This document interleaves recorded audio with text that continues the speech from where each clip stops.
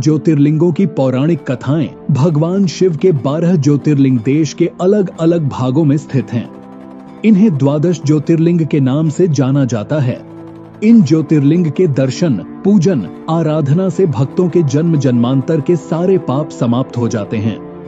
वे भगवान शिव जी की कृपा के पात्र बनते हैं। ऐसे कल्याणकारी ज्योतिर्लिंगों की कथा आज हम आपको बताएंगे। श्री सोमनाथ मंदिर गुजरात प्रांत के काठियावाड़ क्षेत्र में समुद्र के किनारे सोमनाथ मंदिर विश्व प्रसिद्ध है। यह ज्योतिर्लिंग पहले प्रभास क्षेत्र के नाम से जाना जाता था। यहीं भगवान श्री कृष्ण ने जरा नामक व्याध के बाण को निमित्त बनाकर अपनी लीला का अंत किया था। इस ज्योतिर्लिंग की कथा का पुराणों में भी वर्णन है। दक्ष प्रजापति की 27 कन्याएं थीं। उन सभी का विवाह चंद्रदेव के साथ हुआ था, किंतु चंद्रमा का समस्त अनुराग व प्रेम उनमें से केवल रोहिणी के प्रति ही रहता था। उनके इस कृत्य से दक्ष प्रजापति की अन्य कन्याएं बहुत अप्रसन्न रहती थीं। उन्होंने अपनी यह व्यथा कथा अपने पिता को सुनाई। दक्ष प्रजापति ने इसके लिए चंद्रदेव को अनेक प्रकार से समझाया, किंतु रोहिणी के वशीभूत उनके हृदय पर इसका कोई प्रभाव नहीं पड़ा। दक्ष ने क्रुद्ध होकर उन्हें क्षयग्रस्त हो जाने का शाप दे दिया। इस शाप के कारण चंद्रदेव तत्काल क्षयग्रस्त हो गए। उनके क्षयग्रस्त होते ही पृथ्वी पर सुधा शीतलता वर्षण का उनका सारा कार्य रुक गया। चारों ओर त्राही त्राही मच गई। चंद्रमा भी बहुत दुखी और चिंतित रहने लगे थे। उनकी प्रार्थना सुनकर इंद्रादि देवता तथा वशिष्ठ आदि अर्षिगण उनके उद्धार के लिए पितामह ब्रह्मा जी के पास गए। सारी बातों को सुनकर ब्रह्मा जी ने कहा, चंद्रमा, अपने शाप विमोचन के लिए अन्य देवों के साथ पवित्र प्रभास क्षेत्र में जाकर मृत्युंजय भगवान शिव की आराधना करो। उनकी कृपा से अवश्य ही इनका शाप नष्ट हो जाएगा और ये रोगमुक्त हो जाएंगे। ब्रह्मा जी के कहे अनुसार चंद्रदेव ने मृत्युंजय भगवान की आराधना का सारा कार्य पूरा किया। उन्होंने घोर तपस्या करते हुए 10 करोड़ बार मृत्युंजय मंत्र का जप किया।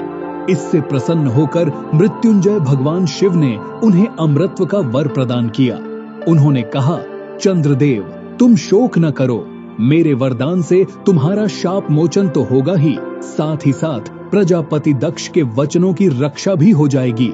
कृष्ण पक्ष में प्रतिदिन तुम्हारी एक एक कला क्षीण होगी, किंतु शुक्ल पक्ष में उसी क्रम से तुम्हारी एक एक कला बढ़ जाया करेगी। इस प्रकार प्रत्येक पूर्णिमा को तुम्हें पूर्ण चंद्रत्व प्राप्त होता रहेगा।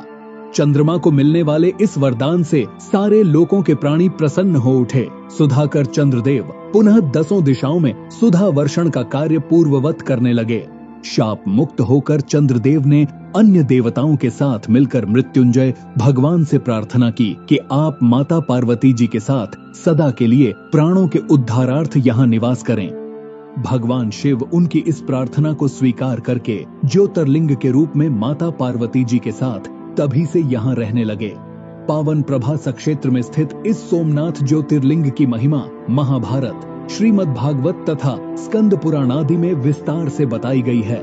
चंद्रमा का एक नाम सोम भी है। उन्होंने भगवान शिव को ही अपना नाथ स्वामी मानकर यहाँ तपस्या की थी, इसलिए इस ज्योतिर्लिंग को सोमनाथ कहा जाता है। श्री मल्लिकार्जुन आंध्र प्रदेश में कृष्णा नदी के तट पर दक्षिण का कैलाश कहे जाने वाले श्री शैल पर्वत पर श्री मल्लिकार्जुन ज्योतिर्लिंग स्थित है। महाभारत, शिव पुराण तथा पद्म पुराण आदि धर्म ग्रंथों में इसकी महिमा और महत्ता का विस्तार से वर्णन किया गया है। पुराणों में इस ज्योतिर्लिंग की कथा कुछ इस प्रकार है। एक समय की बात है, भगवान शंकर जी के दोनों पुत्र श्री गणेश और श्री कार्तिकेय स्वामी विवाह के लिए परस्पर झगड़ने लगे। प्रत्येक का आग्रह था कि पहले मेरा विवाह किया जाए।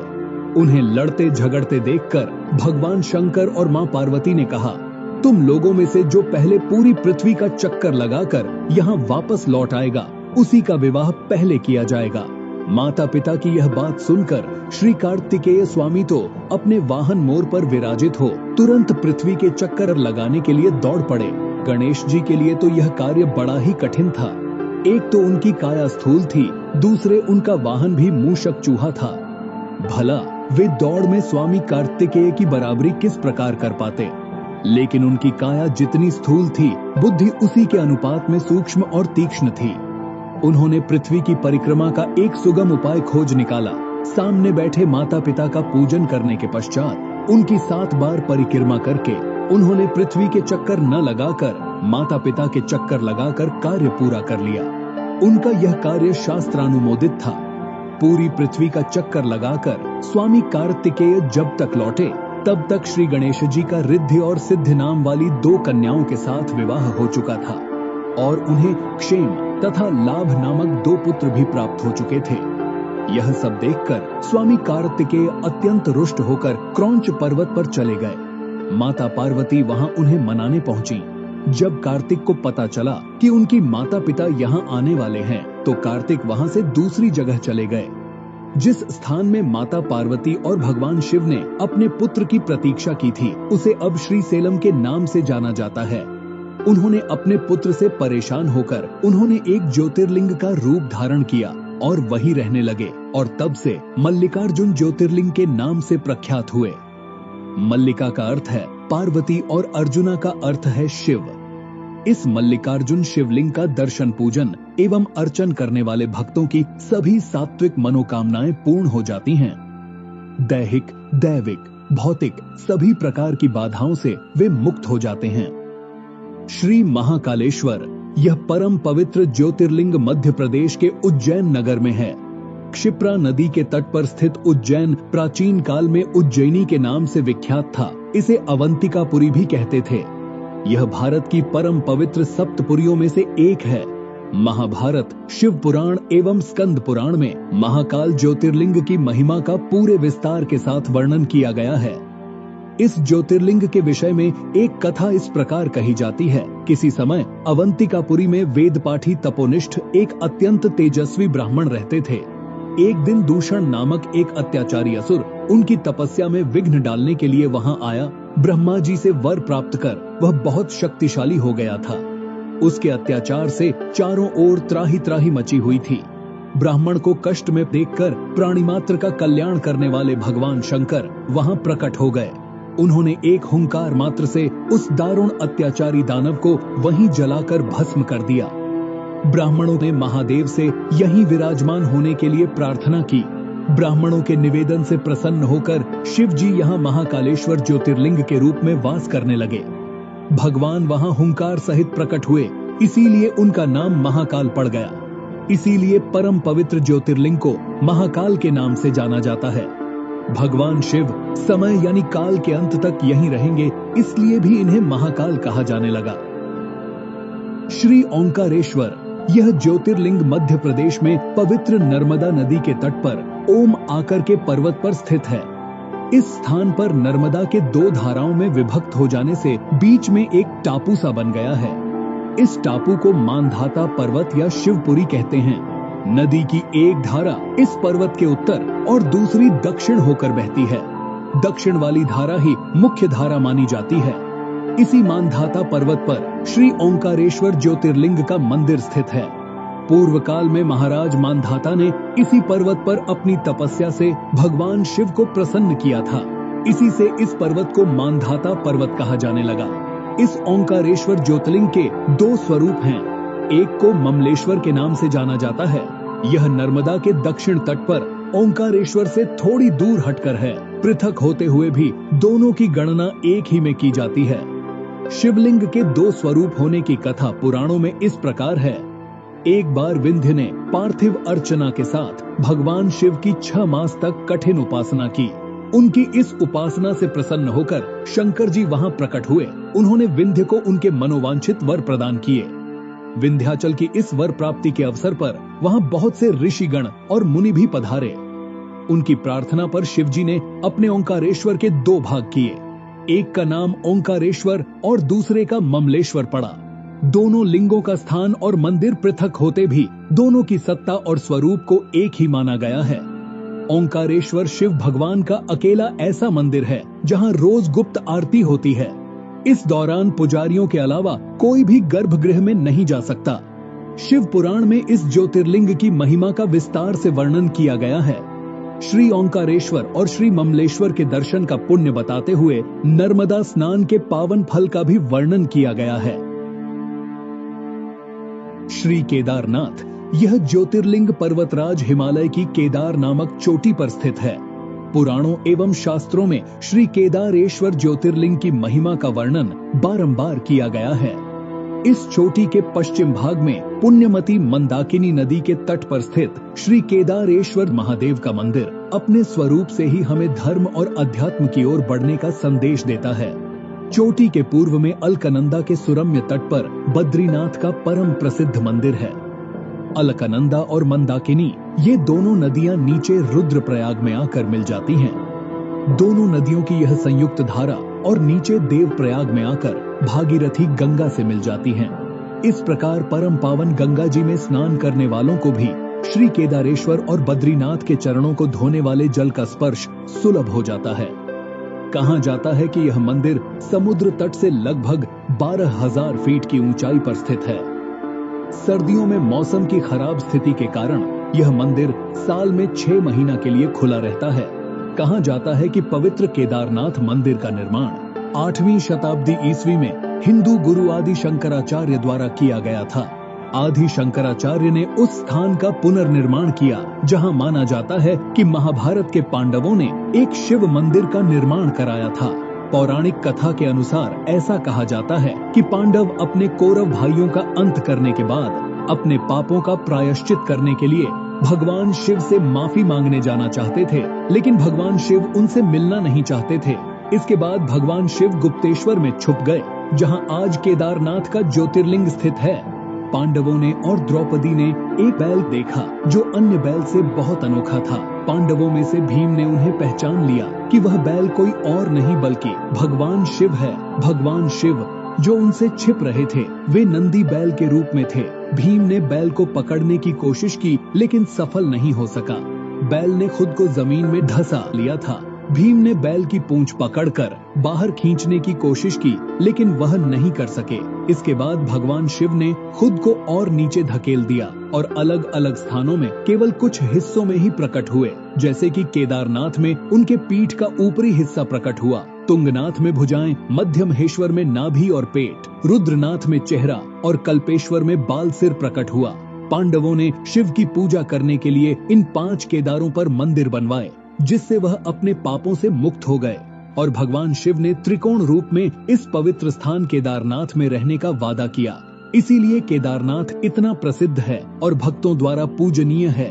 भगवान शिव का यह ज्योतिर्लिंग इतना चमत्कारिक है कि केदारनाथ में आया भयंकर प्रलय भी इससे हिला नहीं पाया था। 2013 में जब बाढ़ का पानी पहाड़ से जब नीचे की ओर गिर रहा था, तभी उस पानी में विशालकाय एक पत्थर लुढ़ककर नीचे आया और मंदिर के पास आकर रुक गया, जिससे पानी का बहाव 2 भागों में बट गया और मंदिर को कुछ नहीं हुआ। इसीलिए अब इस चमत्कारिक शिला को भीमशिला के नाम से जाना जाता है। भीमाशंकर ज्योतिर्लिंग, यह ज्योतिर्लिंग पुणे से लगभग 100 किलोमीटर दूर सह्याद्री की पहाड़ी पर स्थित है। इसे भीमाशंकर भी कहते हैं। इस ज्योतिर्लिंग की स्थापना के विषय में यह कथा कही जाती है। प्राचीन काल में भीम नामक एक महाप्रतापी राक्षस था। वह कामरूप प्रदेश में अपनी मां के साथ रहता था। वह महाबली राक्षस राज रावण के छोटे भाई कुंभकर्ण का पुत्र था, लेकिन उसने अपने पिता को कभी देखा न था। उसके होश संभालने के पूर्व ही भगवान राम के द्वारा कुंभकर्ण का वध कर दिया गया था। जब वह युवावस्था को प्राप्त हुआ तब उसकी माता ने उससे सारी बातें बताईं। भगवान विष्णु के अवतार श्री रामचंद्र जी द्वारा अपने पिता के वध की बात सुनकर वह महाबली राक्षस अत्यंत क्रुद्ध हो उठा। अब वह निरंतर भगवान श्री हरि के वध का उपाय सोचने लगा। उसने अपने अभीष्ट की प्राप्ति के लिए 1000 वर्ष तक कठिन तपस्या की। उसकी तपस्या से प्रसन्न होकर ब्रह्मा जी ने उसे लोक विजयी होने का वर दे दिया। अब तो वह राक्षस ब्रह्मा जी के उस वर के प्रभाव से सारे प्राणियों को पीड़ित करने लगा। उसने देवलोक पर आक्रमण करके इंद्र आदि सारे देवताओं को वहां से बाहर निकाल दिया। पूरे देवलोक पर अब भीम का अधिकार हो गया। उसने कामरूप के परम शिव भक्त राजा सुदक्षिण पर आक्रमण करके उन्हें मंत्रियों अनुचरों सहित बंदी बना लिया। इस प्रकार धीरे धीरे उसने सारे लोकों पर अपना अधिकार जमा लिया। उसके अत्याचार से वेदों, पुराणों, शास्त्रों और स्मृतियों का सर्वत्र एकदम लोप हो गया। वह किसी को कोई भी धार्मिक कृत्य नहीं करने देता था। इस प्रकार यज्ञ, दान, तप आदि के सारे काम एकदम रुक गए। भीम के अत्याचार की भीषणता से घबराकर ऋषि मुनि और देवगण भगवान शिव की शरण में गए और उनसे अपना तथा अन्य सारे प्राणियों का दुख कहा। उनकी यह प्रार्थना सुनकर भगवान शिव ने कहा, मैं शीघ्र ही उस अत्याचारी राक्षस का संहार करूंगा। उसने मेरे प्रिय भक्त कामरूप नरेश को भी सेवकों सहित बंदी बना लिया है। कामरूप अपने सामने पार्थिव शिवलिंग रखकर अर्चना कर रहे थे। उन्हें ऐसा करते देख क्रोधोन्मत्त होकर राक्षस भीम ने अपनी तलवार से उस पार्थिव शिवलिंग पर प्रहार किया, किंतु उसकी तलवार का स्पर्श उस लिंग से हो भी नहीं पाया कि उसके भीतर से साक्षात शंकर जी वहां प्रकट हो गए। उन्होंने अपनी हुंकार मात्र से उस राक्षस को वहीं जलाकर भस्म कर दिया। भगवान शिव जी का यह अद्भुत कृत्य देखकर सारे ऋषि मुनि और देवगण वहां एक होकर उनकी स्तुति करने लगे। लोगों ने भगवान शिव से प्रार्थना की कि महादेव, आप लोक कल्याणार्थ अब सदा के लिए यही निवास करें। यह क्षेत्र शास्त्रों में अपवित्र बताया गया है। आपके निवास से यह परम पवित्र पुण्य क्षेत्र बन जाएगा। भगवान शिव ने सबकी यह प्रार्थना स्वीकार कर ली। वहां वह ज्योतिर्लिंग के रूप में सदा के लिए निवास करने लगे। उनका यह ज्योतिर्लिंग भीमेश्वर के नाम से विख्यात हुआ। काशी विश्वनाथ ज्योतिर्लिंग। काशी विश्वनाथ मंदिर भारत के उत्तर प्रदेश के वाराणसी शहर में पवित्र गंगा नदी के तट पर स्थित है। वाराणसी भारत में सबसे लंबे समय तक रहने वाले शहरों में से एक है, जिसे बनारस या काशी के नाम से भी जाना जाता है, और ये भारत के साथ सबसे पवित्र शहरों में से एक है और कई महत्वपूर्ण हिंदू मंदिरों का घर है। बनारस को एक ऐसे जगह के रूप में भी जाना जाता है जहां आयुर्वेद और योग परंपरा के निर्माता पतंजलि रहते थे और शिक्षा देते थे। ये एक महत्वपूर्ण बौद्ध शहर भी है, क्योंकि कहा जाता है कि बुद्ध ने अपना पहला उपदेश यही दिया था। इस पवित्र शहर में गंगा नदी के किनारे कई घाट है, लेकिन सबसे बढ़कर ये भगवान शिव का शहर है। कहा जाता है कि भगवान शिव चाहेंगे वही लोग यहाँ आ सकेंगे। ये मोक्ष प्राप्त करने और जन्म और मृत्यु के चक्र से मुक्त होने के लिए सबसे महत्वपूर्ण तीर्थ स्थलों में से एक है। ऐसा माना जाता है कि काशी विश्वनाथ पहला ज्योतिर्लिंगो है जो पृथ्वी को तोड़कर आकाश तक चमका, और ऐसा करके उसने अन्य सभी देवताओं पर अपना वर्चस्व स्थापित किया। इस मंदिर में ज्योतिर्लिंग के साथ शक्तिपीठ भी है। इस मंदिर में शिव को विश्वेश्वर के नाम से भी जाना जाता है, जिसका अर्थ है ब्रह्मांड का शासक। इस ज्योतिर्लिंग की उत्पत्ति के बारे में सिर्फ पुराण में एक कथा का उल्लेख है। एक बार सृष्टि के रचयिता ब्रह्मा और सृष्टि के पालनकर्ता भगवान विष्णु के बीच अपने सर्वोच्चता को लेकर बहस हुई। उनकी परीक्षा लेने के लिए शिव ने प्रकाश की एक विशाल अंतहीन स्तंभ ज्योतिर्लिंग के रूप में प्रकट हुए, ये निर्धारित करने के लिए कि कौन अधिक शक्तिशाली है। भगवान विष्णु ने बराह का रूप लिया और नीचे की ओर जाने की कोशिश की, जबकि ब्रह्मा ने स्तंभ के शीर्ष तक उड़ने के लिए रूप लिया। लंबे समय तक स्तंभ के अंत को खोजने की कोशिश करने के बाद ब्रह्मा ने अहंकार के कारण झूठ बोला और कहा कि उन्हें स्तंभ का अंत मिल गया है, और साक्षी के रूप में कौतुकी का फूल दिखाया, जबकि भगवान विष्णु ने ईमानदारी से कहा कि उन्हें इसका अंत नहीं मिल सका और उन्होंने अपनी हार स्वीकार कर ली। तब भगवान शिव ने क्रोधित भैरव का रूप धारण किया और ब्रह्मा के 5वें सिर को काट दिया और उन्हें शाप दिया कि उनकी पूजा नहीं की जाएगी और भगवान विष्णु को अपने सामान हर मंदिरों में पूजा जाएगा। कहते हैं कि पृथ्वी के जिस स्थान पर यह स्तंभ गिरा था वह जगह आगे जाकर काशी विश्वनाथ कहलाया। त्र्यंबकेश्वर ज्योतिर्लिंग। त्र्यंबकेश्वर ज्योतिर्लिंग जो ब्रह्मगिरी नामक एक पर्वत पर स्थित है। ये वही जगह है जहां से गोदावरी नदी शुरू होती है। इस ज्योतिर्लिंगों की सबसे बड़ी खासियत है यहाँ पर मौजूद 3 छोटे छोटे लिंग, जिन्हें ब्रह्मा, विष्णु और शिव जी का प्रतीक माना जाता है। पौराणिक कथाओं के अनुसार भगवान ब्रह्मदेव ने भगवान शिव को प्रसन्न करने के लिए ब्रह्मगिरी पर्वत पर तपस्या की थी। तभी से इस पर्वत को ब्रह्मगिरी पर्वत के नाम से जाना जाता है। कहते हैं कि ब्रह्मगिरी पर्वत के बीच आश्रम हुआ करता था, जहां महान ऋषि गौतम रहते थे। एक बार वहां भारी सूखे और अकाल के कारण वहां से सभी मनुष्यों के साथ साथ सभी जीव जंतु भी भागने लगे। जिसे देखते हुए ऋषि गौतम ने जल के देवता वरुण देव की तपस्या की। उनकी तपस्या से प्रसन्न होकर वरुण देव ने उन्हें एक ऐसा कुंड भेंट किया जिसमें कभी न खत्म होने वाला जल था। गौतम ऋषि ने उस पानी का उपयोग सभी प्राणियों की मदद करने के लिए किया। ऋषि गौतम को लोगों का अधिक प्यार और स्नेह मिला, इसलिए ऋषि गौतम को अधिक पुण्य प्राप्त हुआ। लेकिन जल्द ही आश्रम के दूसरे ऋषियों को इस बात से जलन होने लगी और उन्होंने गौतम ऋषि को नीचा दिखाने के लिए भगवान गणेश की तपस्या की। जैसे ही भगवान गणेश जी प्रकट हुए तो सभी ऋषियों ने उनसे गौतम ऋषि को नीचा दिखाने का आग्रह किया। इस पर गणेश जी ने उन्हें समझाने की कोशिश की, परंतु जब सारे ऋषि नहीं माने तो गणेश जी ने मजबूरन एक कमजोर गाय का रूप धारण किया और ऋषि के आश्रम में पहुंचे। गाय की ऐसी हालत देखकर ऋषि गौतम ने गाय को कुछ चारा प्रदान किया, लेकिन जैसे ही गाय ने चारे को खाया तुरंत उसकी मृत्यु हो गई। जिसके बाद सभी ऋषि वहां आ पहुंचे और उन्होंने गोहत्या का पाप ऋषि गौतम पर लगा दिया। गौतम ऋषि ने गोहत्या के पाप को दूर करने के लिए भगवान शिव को प्रसन्न करने के लिए इसी पहाड़ी पर तपस्या की थी। भगवान शिव प्रसन्न हुए और गौतम ऋषि से पूछा कि वे क्या चाहते हैं। गौतम ऋषि गाय के हत्या के पाप को दूर करने के लिए माता गंगा के जल में स्नान करना चाहते थे। भगवान शिव ने गौतम ऋषि की इच्छा स्वीकार कर ली और गंगा माता का जल ब्रह्मगिरी पर्वत पर भेज दिया। लेकिन गंगा नदी वहां से बार बार गायब हो जाती थी, क्योंकि गंगा माता वहां अकेले नहीं जाना चाहती थी। इसलिए गंगा माता ने आगे भगवान शिव से त्र्यंबकेश्वर में उनके साथ रहने के लिए प्रार्थना की और भगवान शिव ने गंगा माता के अनुरोध को स्वीकार कर लिया और ज्योतिर्लिंग त्र्यंबकेश्वर के रूप में भूमि से उत्पन्न हुए, जिसे आज त्र्यंबकेश्वर ज्योतिर्लिंग के रूप में जाना जाता है। वैद्यनाथ ज्योतिर्लिंग। वैद्यनाथ ज्योतिर्लिंग झारखंड राज्य के देवघर में स्थित है। ज्योतिर्लिंग को सिद्धपीठ भी कहा गया है, जहां पर भक्तों की मुराद जल्दी पूरी होती है।